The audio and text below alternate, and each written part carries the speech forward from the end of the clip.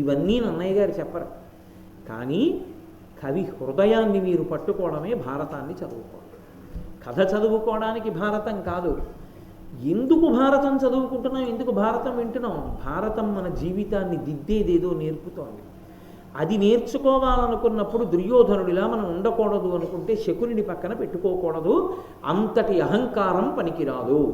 ఈ విషయాన్ని తేటతెల్లం చేస్తుంది. ఒక్క వాక్యంతో దుర్యోధనుడు ఎటువంటి వాడో చెప్పక చెప్పారు నన్నయ్య. అది ఆయన ప్రజ్ఞ. అటువంటి మహానుభావుడు ఆ దుర్యోధనుడు బయలుదేరినటువంటి వాడై ఆ మయసభ ప్రాంగణంలోకి ప్రవేశించి ఆ మయసభనంతటినీ చూస్తున్నాడు. దాని నెరిగి ధర్మతనయుణ్ణి అడిగి ఉంటే ఎవరినైనా పంపేవాడు. కానీ ఆయనంతట ఆయనే వెళ్ళాడు. మూసివేసినటువంటి ద్వారం ఒకటి ఉంది అక్కడ. కానీ అది మయుని యొక్క సభా నిర్మాణ వైచిత్రి. అక్కడ తలుపులు తెరిచి ఉన్నట్లు కనపడింది. తలుపులు తెరిచి ఉన్నాయనుకుని లోపలికి వెళ్ళిపోయాడు. అలా ఉంటుందా అండి అని మీరు అంటారేమో. నా జీవితంలో నేనే చూసా ప్రత్యక్షంగా ఒక సందర్భాన్ని. గాజు తలుపులు పెట్టున్నాయి. ఒక పెద్ద ఆయన లోపల నుంచి కనపడుతోంది. బయట కరెంటు పోయింది. లోపల ఏదో ఇన్వర్టర్ మీద లైట్లు వెలుగుతున్నాయి. ఆయన గబగబా వచ్చాడు. పాపం ఆ చీకట్లో ఆ కంగారులో ఆయనకి తలుపు తీసి ఉంది, లోపలికి వెళ్ళిపోవచ్చు అనుకున్నాడు. అద్దంలోంచి అంత స్పష్టంగా కనపడుతుంటే గబగబా వెళ్ళబోయాడు. ఆ అద్దాలు గుద్దుకుని ఆ తలకి తగిలి నెత్తురు కారి ఆ గాజు పింకుల్లోనే పడిపోయి ఆయన స్పృహ తప్పాడు. ఎంతో నెత్తురుపోయింది. నాకే తెలుసు జీవితంలో అటువంటి సందర్భం ఒకటి. మనమే అంత పొరపాటు పడుతుంటాం కదా. అందుకే కదా ఒక్కొక్కసారి తలుపు ముందుకు తొయ్యాలా వెనక్కి తొయ్యాలా అన్నది కూడా అనుమానం ఉంటుంది. పుల్లు పుష్షు అని రాస్తుంటారు. ఆ పుల్లు పుష్షుకి అర్థం తెలియకపోతే పుల్కి పుష్ చేసినా పుష్కి పుల్ చేసినా ప్రమాదమే. కాబట్టి మయసభ అలా నిర్మాణం చేశాడు. మనమే ఇవాళ అద్దాల గదులు కట్టుకోగలిగితే మయసభ ఆయన అలా నిర్మాణం చేశాడంటే పెద్ద విచిత్రం ఏముందండి. కాబట్టి దారి ఉంది, వెళ్ళిపోవచ్చు అనుకుని దుర్యోధనుడు గబగబా వెళ్ళిపోయాడు. కానీ దారి లేదు, మూసివేయబడి ఉంది. ఆ తలకి కొట్టుకుంది. కొట్టుకోవడం ఏంటి, తల బొప్పి కట్టి కొద్దిగా నెత్తురోడింది. ఆయనకి తనకి దెబ్బ తగిలిందని బాధ కాదు, రెండు బాధలు ఉన్నాయి. నేను కూడా పొరపాటు పడగలిగినంత ప్రజ్ఞతో ఈ సభ నిర్మింపబడింది.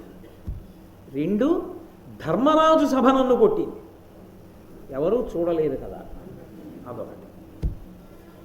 ఇప్పుడు ఎవరు చూడలేదు, అయిపోయింది అక్కడికి. అలా ముందుకెళ్ళాడు. నేను మొట్టమొదటి రోజు మీతో మనవి చేశా కదా, ఇంద్రనీలమణులతో నీరు సృష్టించాడు ఆయన ఆ కాంతి చేత. అది నీటి మడుగు అనుకున్నాడు.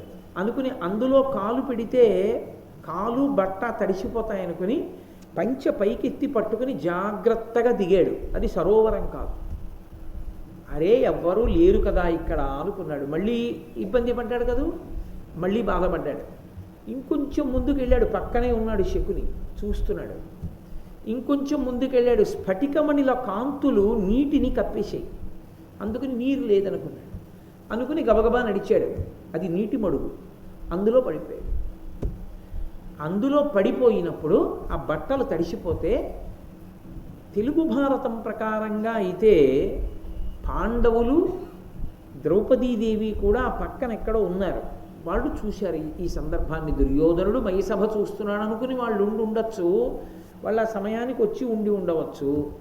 ఈయన పడిపోయి బట్టలు తడుపుకున్న సందర్భాన్ని చూశారు. వాళ్ళు చూసి నవ్వారనే ఉంది. ద్రౌపదీదేవి కూడా నవ్వింది, నవ్వారు. అయితే నవ్వడం అనేటటువంటిది అన్ని వేళలా అవతల వారిని హేళన చేయడానికే నవ్వినది అయి ఉండి ఉండకపోవచ్చు. మయుడు ఎంత గొప్పగా కట్టాడరా, మామూలు వాడు పడిపోయాడంటే అర్థం ఉంది. ఇంతటి మహారాజు, ఇన్ని తెలిసిన దుర్యోధనుడు కూడా పడిపోయాడా అని చమత్కారానికి నవ్వుండి ఉండొచ్చు. కానీ నేను సమర్థించే ప్రయత్నం చెయ్యట్లేదు. కానీ దాన్ని స్వీకరించే హృదయం యొక్క సంస్కారం మీద ఉంటుంది. కొందరు చక్కగా తేలిగ్గా తీసుకుంటారు విషయాల్ని. అక్కడ ఉన్న బంధుజనుల మధ్యలో దాన్ని అలా తీసుకుంటారు. కొందరు కొన్ని చిన్న సన్నివేశాలని చాలా తీవ్రమైన స్థాయికి తీసుకెళ్తారు. చాలా తీవ్రమైన స్థాయికి వెళ్ళిపోతుంది. అది అసలు బీజం చాలా చిన్నదే. వటవృక్షం చిన్న బీజంలోంచి పుట్టినంత పెద్ద చెట్టు పుట్టిస్తాడు. ఇది చూసి అతను ఖిన్నుడయ్యాడు. వీళ్ళు నవ్వారు. అతని దృష్టిలో ఎప్పుడు జ్ఞాతివైరం గూడు కట్టుకుని ఉంటుంది. అందుకని వాళ్ళు నవ్వారన్న బాధ తొలిచేస్తోంది దుర్యోధనుడిని. వెంటనే ధర్మరాజు గారు చూసి, దాని నిరిగి ధర్మతనయుండు ధృతరాష్ట్రుతనయునకు సమీరతనయు చేత దివ్య వస్త్రములను దివ్య భూషణములనిచ్చి పుచ్చే ప్రీతి ఏర్పడంగా, ప్రీతి ఏర్పడేటట్టుగా, ప్రేమ కలిగేటట్టుగా, అయ్యో బట్ట తడిసిపోయిందని మళ్ళీ వెంటనే మంచి బట్టల్ని ఆభరణాల్ని భీమసేనుడి చేత పంపించాడు. ధర్మరాజు గారేం సామాన్యుడు కాడు. ఆయన కడుపులో ఉండే భావన ఆయనకుంది. వీడు జ్ఞాతి, మన యందు సుహృద్భావం ఉన్నవాడు కాడు. కడుపులో ఎప్పుడూ మన మీద కక్షతో ఆలోచిస్తూ ఉంటాడు. భీముణ్ణి చూస్తే మరీ బాధ. అవమానాన్ని పొంది ఉన్నవాడి దగ్గరికి భీముణ్ణిచ్చి పంపించాడు. ఇప్పుడు ఆయన పంపించింది కాకతాళీయమే అయి ఉండొచ్చు. అక్కడికి ఏదో భీముణ్ణి పిలిచి వరే పట్టుకెళ్ళి పట్టలేవరా అని ఉండొచ్చు. కానీ అదే ప్రమాదమే. భీముడంటే దుర్యోధనుడికి పుట్టుక నుంచి కోపం. ఎందుకనంటే ఇద్దరు మళ్ళా యుద్ధం చేస్తారు కదా, యుద్ధం చేస్తారు. అసలు భీముణ్ణి చంపడానికి చేసినన్ని ప్రయత్నాలు దుర్యోధనుడు బహుశా ఎవరిని చంపడానికి చేసి ఉండాలి. ఒక్క భీముణ్ణి చంపాలని అన్ని ప్రయత్నాలు చేశాడు.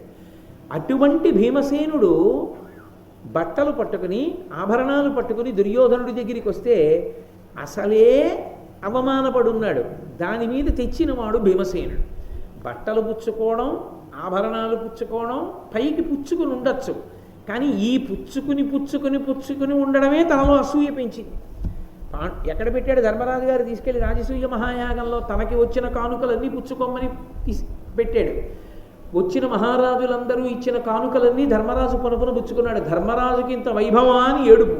దానికి తోడు ఇప్పుడు తను అవమానపడితే భీముడు పట్టుకొచ్చి బట్టలు భూషణాలు ఇచ్చాడు.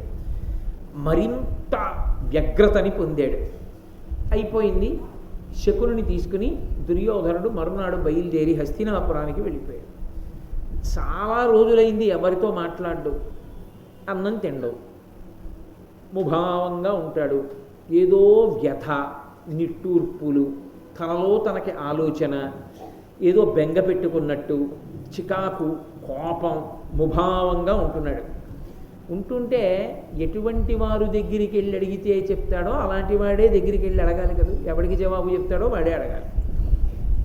కందుగల పసిడిగాంచిన గంధి వివర్ణమైనట్లు కౌరవు కాయం పొందగ వివర్ణమయి కడు వందే మనస్తాప హవ్య వహదాహమునన్. ఆయన ఎక్కడైనా కొంచెం మకిలి ఉన్నటువంటి బంగారాన్ని తప్పని చేస్తే అది నల్లగా వస్తుంది ముందు. అది ఎలా నల్లబడుతుందో అవమాన భారాన్ని కడుపులో పెట్టేసుకున్నటువంటి దుర్యోధనుడి యొక్క శరీరము అలా వివర్ణమైపోయింది. అంతటి నల్లటి ఆకృతిని దాల్చింది. అంటే దాన్ని బాగా రగులుస్తున్నాడు, రెచ్చగొడుతున్నాడు. ఆ అసూయాభావము మనసునందు పొటమరించిన దానిని ఎలాగో అలా తగ్గించే ప్రయత్నం చేయలేదు. ఒక్క మాట అనుకుంటే పోతుంది. ఇంత ఐశ్వర్యవంతుడు మా ధర్మరాజు అయి ఉండడం నా అదృష్టం అనుకుంటే ఎవరిదో కాదు, ఇదంతా మా అన్నదమ్ములదే అనుకుంటే ఇంత ఏడవలసిన పని లేదు. అది వాళ్ళది, తనది కాదు. అది తాను ఓర్చలేడు. ఓర్చలేకపోవడంలో దుర్యోధనుడికి ఉన్న లక్షణం ఏమిటో తెలుసా? తనకున్న దాని చేత తృప్తి పొందడు, అవతల వారికి ఉన్నది పోయే వరకు. దానికి అసూయ అని పేరు. తనకి ధర్మరాజు గారి కన్నా ఐశ్వర్యం ఉండి ఉండవచ్చు, ఆయనకి తృప్తి ఉండదు. ధర్మరాజు దగ్గర తనకి లేనిది ఒకటి ఉంది, అది ధర్మరాజుది కాకూడదు. అప్పటి వరకు తాను సక్రమంగా ఉండలేడు. ఏముంటుంది? మయసభ ఉంది. ఇప్పుడు ఆ మయసభ ధర్మరాజుదయ్యున్నంత కాలం దుర్యోధనుడు నిద్రపోలేడు. దీనికన్నా ప్రమాదకరమైనటువంటి జీవన విధానము లోకమునందు ఇంకొకటి ఉండదు. దానికే అసూయ అని పేరు. నీకు ఉంటే నీకు ఉన్నదానితో తృప్తి చెందడం నీకు అలవాటైతే నీ దగ్గర 10 రూపాయలు ఇంకో 5 రూపాయలు కలిపి 15 రూపాయలు చెయ్యొచ్చు. పక్కనున్నవాడిది మాత్రం వాడికి ఉండకూడదు అంటే ఎలా? నీకు తృప్తి ఎలా కలుగుతుంది?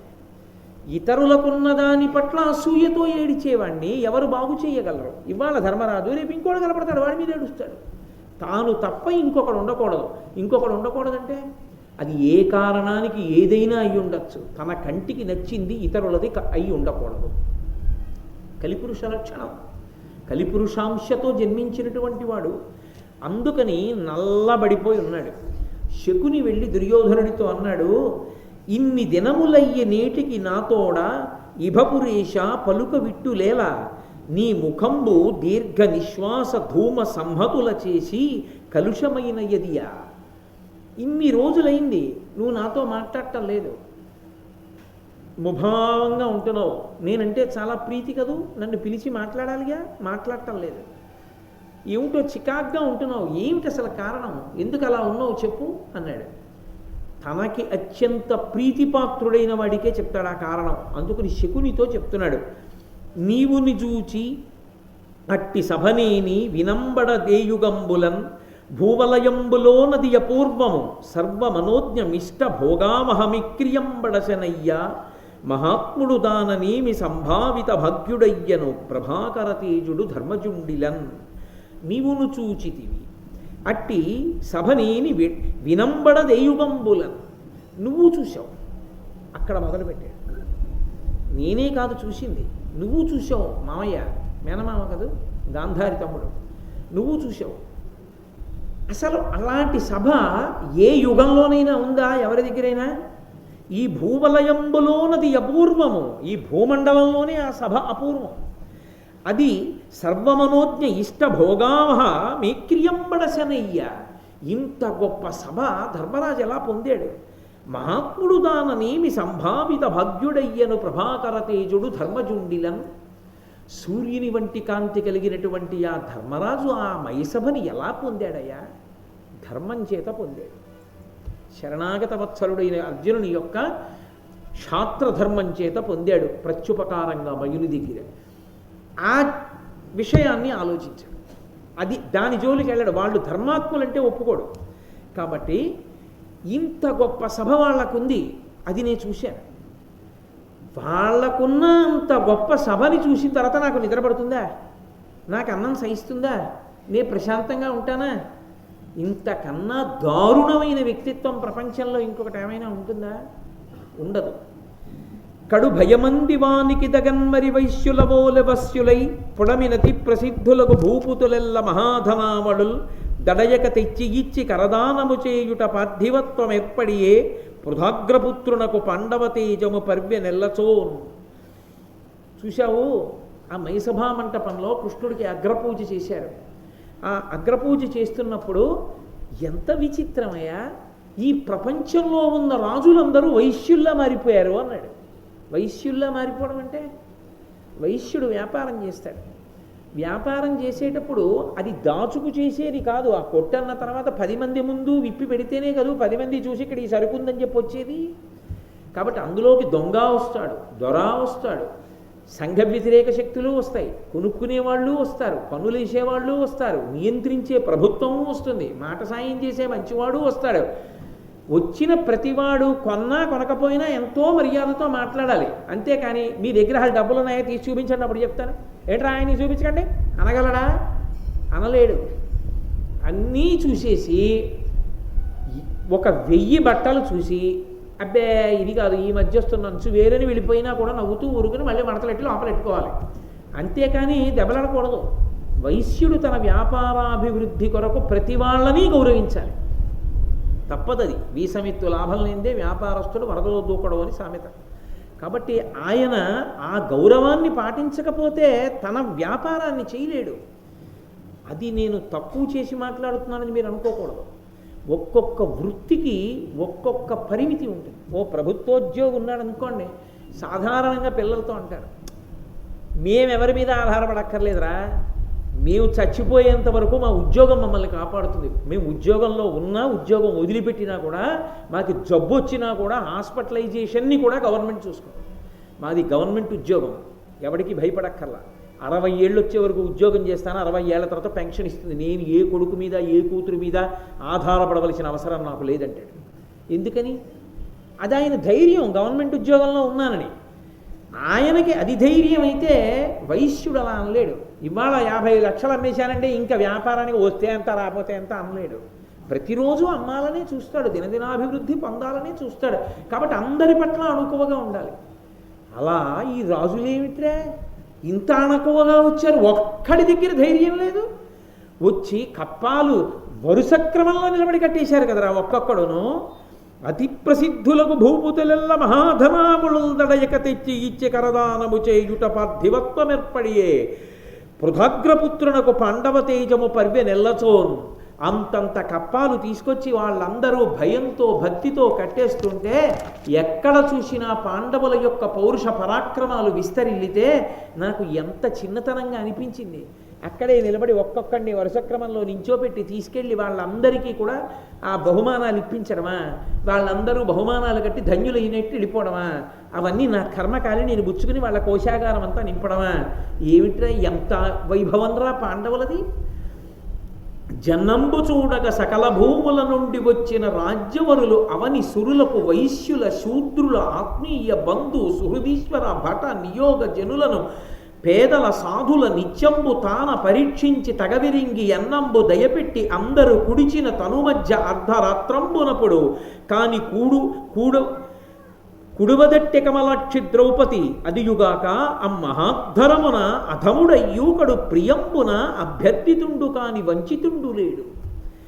అసలు ఏమదృష్టం! ఆ పాండవులు కప్పాలు పుచ్చుకోవడం ఒక ఎత్తైతే, ఆ ద్రౌపదీదేవి యావత్ భరతఖండం నుంచి వచ్చినటువంటి వాళ్ళు, యజ్ఞం చూడ్డానికి వచ్చినటువంటి రాజులకు, వైశ్యులకు, ఇతరమైనటువంటి కులాల వాళ్ళకి, అందరికీ సుహృత్తులకు, భటులకు తాను దగ్గరుండి జాగ్రత్తగా పరీక్షించి కడుపు తిండా తింటున్నారా తింటలేదా చూసుకుంటూ ఇంకొంచెం వేసుకోండి ఇంకొంచెం వేసుకోండి అని వడ్డన చేసి అర్ధరాత్రి ఎప్పుడో తాను అన్నం తిని పడుకునేది.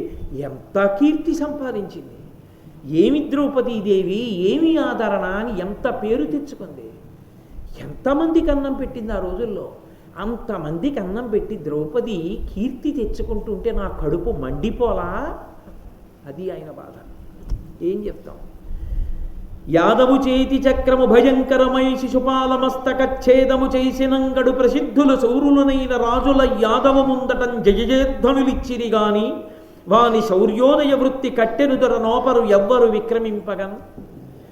ఒక పక్క అంత రాజ్యసభలో శిశుపాలుడు లేచి సభకి అవమానం జరుగుతోందన్నా సరే ధర్మరాజు నేను అది అవమానం కాదు కృష్ణుడికే అగ్రపూజ అంటుంటే, కృష్ణుడు చేతి చక్రంతో అడిగిన శిశుపాలుణ్ణి చంపేస్తే ఒక్కడు లేచి ఇదే విదారుణం అన్నవాడు లేడు. పైగా జయజయధ్వానాలు చేశారు అందరూ కృష్ణుడికి. ఎంత బాధేసింది నాకు! ఇంతమంది ఆ కృష్ణుడికి పాండవులకి జయజయధ్వానాలు చేయడమా? అతుల పరాక్రమర్జితములైన ధనంబుల పేర్మి చేసి ఉన్నతమగుచున్న పాండు నరనాథ తనూజుల లక్ష్మినాక అసమ్మతమయి సువిలింగే వినుమాతుల మానధనాఢ్యుడైన భూపతి సహింపవోపునే సపత్నుల వృద్ధియు ఆత్మహానియున్. చూడవయా మాతుల, ఓ మేనమామ, అతుల పరాక్రమర్జితములైన ధనంబుల పేర్మి చేసి విశేషమైనటువంటి పరాక్రమంతో అంత ధనాన్నంతటినీ ఆర్జించి ఉన్నతమగుచున్న పాండునరనాథ తనూజుల లక్ష్మినాక సమ్మతమయి సువిలింగే, అంత ఐశ్వర్యాన్ని పాండవులు పొంది ఉండడం చేత నాకు విశేషమైనటువంటి అసూయ కలుగుతోంది. నేను దాన్ని తట్టుకోలేకపోతున్నాను.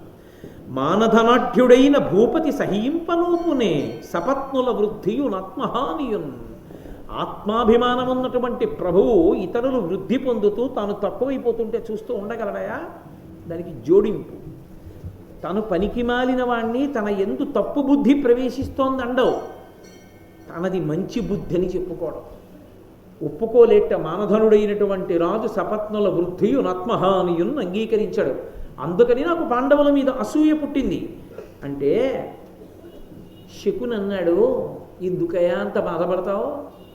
మీ నాన్న ఒప్పుకోవాలి, కానీ మీ నాన్న ఒప్పుకుంటే ఒక్క సైనికుడి అవసరం లేకుండా ధర్మరాజు గారిని ద్యూతానికి పిలిచి మాయాద్యూతంలో, ధర్మరాజుకి ద్యూత క్రీడ అంటే మిక్కిలి మక్కువ, కానీ ద్యూతమునందు ప్రావీణ్యమున్నవాడు కాడు. నన్ను మించినటువంటి వాడు 3 లోకములలో లేడు. మాయాద్యూతంలో చప్పుడవ్వకుండా పావుగంటలో పాండవుల యొక్క సమస్త సామ్రాజ్య వైభవాన్ని నిధిగా చేసేస్తాను. కానీ కానీ మీ నాన్న ధృతరాష్ట్రుడు మహారాజు, అతను అంగీకరించాడు. అతను అంగీకరిస్తే తప్ప ఈ ద్యూతం జరపడానికి వీల్లేదు. అందుకని ఎలాగైనా సరే మీ నాన్న యొక్క అనుమతిని సంపాదించాలన్నాడు. వెంటనే దుర్యోధనుడు అన్నాడు, దానికేమీ లోటు, మా నాన్నని ఒప్పిద్దాం పద అన్నాడు. ఇద్దరూ కలిసి వెళ్ళారు. దుర్యోధనుడు వచ్చాడు, శకుని వచ్చాడు. పరమప్రీతితో దుర్యోధనుడు ఆ ధృతరాష్ట్రుడు కొడుకొచ్చాడని సంతోషించాడు. అది మనసుకి పట్టేటట్టుగా నేపథ్యాన్ని తయారు చేయడం అనేటటువంటి ప్రక్రియలో శకుని ఎంత సిద్ధాస్తుడో అర్థమవుతుంది. అవతల వారి మనసుకి ఉన్నటువంటి బలహీనతని బాగా పట్టుకున్నాడు.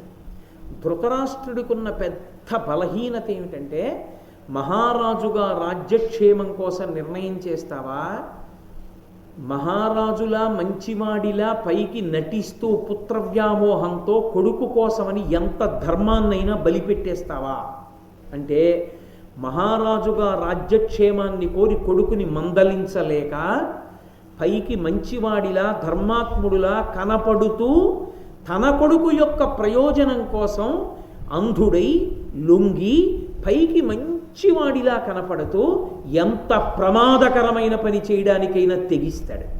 అది ధృతరాష్ట్రుడి యొక్క లక్షణం. ఒక విధంగా చెప్పాలంటే దుర్యోధనుడి కన్నా ధృతరాష్ట్రుడు ప్రమాదకారి. ఎందుచేతనో తెలుసా? దుర్యోధనుడు చెడ్డవాడని తెలిసిపోతుంది. దుర్యోధనుడు చెడ్డవాడు కాడు అనడానికి ఏం ఉండదు. నేను చెడ్డవాడిని కాను అని వాడు చెప్పుకోడు. నాకు అసూయ ఉంది, పాండవులు వృద్ధిలోకి వస్తే నేను తట్టుకోలేను, నేను అన్నం తినలేనని చెప్తాడు. ధృతరాష్ట్రుడు అలా చెప్పాడు. నా తమ్ముడి కొడుకులండి, నాకెంత ప్రేమండి, వాళ్ళు నా బిడ్డలండి అంటాడు. కడుపులో రాచపదవిని అడ్డుపెట్టి తమ్ముడి కొడుకుల రాజ్యాన్ని తన కొడుకులకి ఇప్పించడానికి ఎంత కుట్రయ్యకైనా సిద్ధపడతాడు. కాబట్టే అసలు మహాభారతంలో దుర్యోధనుడి కన్నా దుష్టచతుష్టయం కన్నా అత్యంత ప్రమాదకరమైన వ్యక్తి ఎవరు అంటే ధృతరాష్ట్రుడు. ధృతరాష్ట్రుడు అన్నప్పుడు మీరు ఒక్క విషయాన్ని గుర్తుపెట్టుకోవాలి. కుటుంబాధిపతి అయినటువంటి వాడి ప్రధాన ధర్మమేమి, తప్పో ఒప్పో వాడు సరిగా అర్థం చేసుకొని చేసుకోకపోని, పిల్లలు సక్రమమైన మార్గంలో లేనప్పుడు వేలిలా చూపించి చెప్పగలిగిన ధైర్యం కుటుంబాధిపతికి కొరవడిపోతే, తండ్రి స్థానంలో ఉండి కొడుక్కి మాత్రమే ప్రయోజనం చెయ్యాలనుకున్నవాడు ఆ తండ్రి స్థానానికి పక్కన తాను ఎన్ని స్థానాలలో కూర్చోగలడో అన్ని స్థానాలని కొడుకు కోసం బలిపెట్టేస్తాడు. తాను ఒక కార్యాలయంలో అధికారి అయితే ఆ సమర్థతని కొడుకు అభ్యున్నతి కోసం బలిపెడతాడు. ఏమైనా చేస్తాడు కొడుకు కోసం. తాను సమాజంలో ఒక పెద్దరికంలో ఉంటే తన కొడుకు కోసం ఈ పెద్దరికాన్ని అడ్డుపెట్టి ఈ పెద్దరికం అనేటటువంటి ముసుగులో ఎంత చిన్నతనానికైనా దిగజారిపోతాడు. మొట్టమొదట బలిపెట్టవలసింది ఏదైనా ఉంటే, తనను తాను పరిశీలించుకోవలసినది ఏదైనా ఉంటే, తన కడుపున పుట్టిన పిల్లలు వక్రమార్గంలోకి వెళ్ళిపోతున్నారని తెలుసుకున్నప్పుడు వాళ్ళకే చెప్పలేని వాడు లోకమునందు ఏ ఇతర స్థానమునందు కూర్చుని చెప్పడానికి అధికారమును పొందలేడు. వాడు సమాజమునకు ప్రమాదకారి.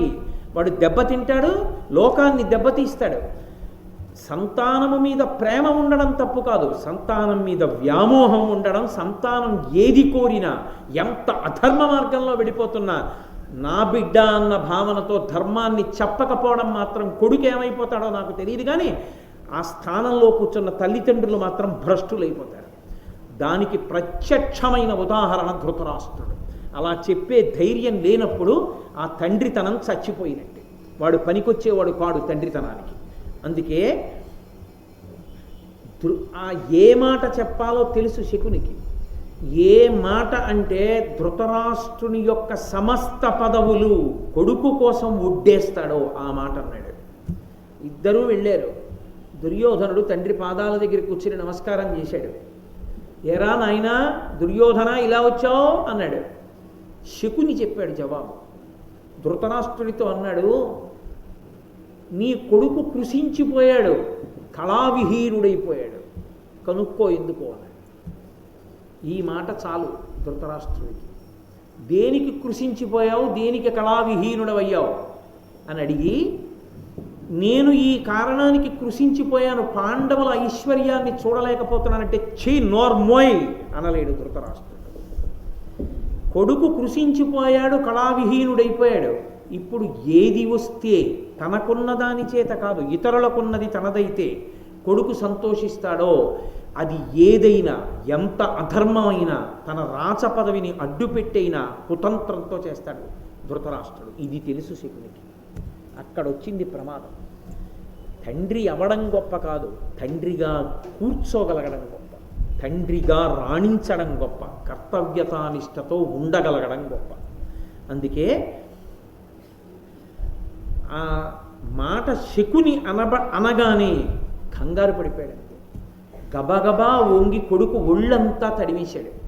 తడివేసి కౌరవైశ్వర్యంబు గౌరవంబున సమర్పితమయ్య నీయంద పేర్మితోడ అనుజులు మిత్రులు అనుచరులను నీకు ప్రీతులు కాని అప్రియులు లేరు, వివిధ భోగముల్ దివిజేషణకు గల అట్టుల కలవు నీకనుభవింప, సకల భూపతులు బాయక భక్తియుక్తులై ఒలసి నీ పనుపు చేయుదురు, పేర్మినేమి కొరతయ్యే ఇట్లు డయ్యను తనుఛాయ తరిగియుండ, సకల ధరణి రాజ్య భోగ సుఖ పరాన్ముఖత్వము పొంద, ఏల నీకు కురుకులీశ్వరుండ. అది కొడుకుని పిలిచినటువంటి సంబోధన. ఒక తండ్రి కొడుకు కృషించిపోయి కళావిహీనుడవై అయ్యాడంటే ఎందుచేతరా అనొక మాట అంటే చాలు. నీకు ఇన్ని ఉన్నాయి కదరా అన్నాడంటే ఆ కొడుకు ఎప్పుడూ ఏమి కోరుకుంటాడో, ఏదో లేదని ఏడుస్తున్నాడు, నీకు ఇంకా ఏది లేదు నాన్న అని అడిగినట్టేనా? నాన్న నీకు ఏసీ గది ఇచ్చాను కదా నాన్న, నీకు సెల్ ఫోన్ ఇచ్చాను కదా నాన్న, నీకు కంప్యూటర్ కొనిపెట్టా కదా నాన్న, ఇంటర్మీడియట్ ఫస్ట్ ఇయర్లోనే మోటార్ సైకిల్ కొనిచ్చాను కదా నాన్న, నువ్వు ఎవరిని గుద్దేసినా డబ్బులు కట్టి కేసులు మాఫీ చేసేస్తాను కదా నాన్న, అయినా ఎందుకు ఏడుస్తున్నావు అని తండ్రి అంటే వాడు పనికొచ్చే తండ్రా పనికి మాలిన తండ్రే? దేనికి ఏడుస్తున్నావురా అని అడగాలంతే కాదు. ఇన్ని మాటలు ఎందుకు? కౌరవైశ్వర్యంబు గౌరవంబున సమర్పితమయ్య నీయంద పేర్మితోడ. ఏమిరా, కౌరవుల ఐశ్వర్యం అంతట్లోనూ ఎక్కువ భాగాన్ని నీకే కట్టబెట్టేశాను కదరా. తప్పు కదూ? తాను రాచరికంలో ఉండి అదేం పని అసలు? నీకే కట్టబెట్టానుగా. అనుజులు మిత్రులు అనుచరులను నీకు ప్రీతులు కాని అప్రియులు లేరు.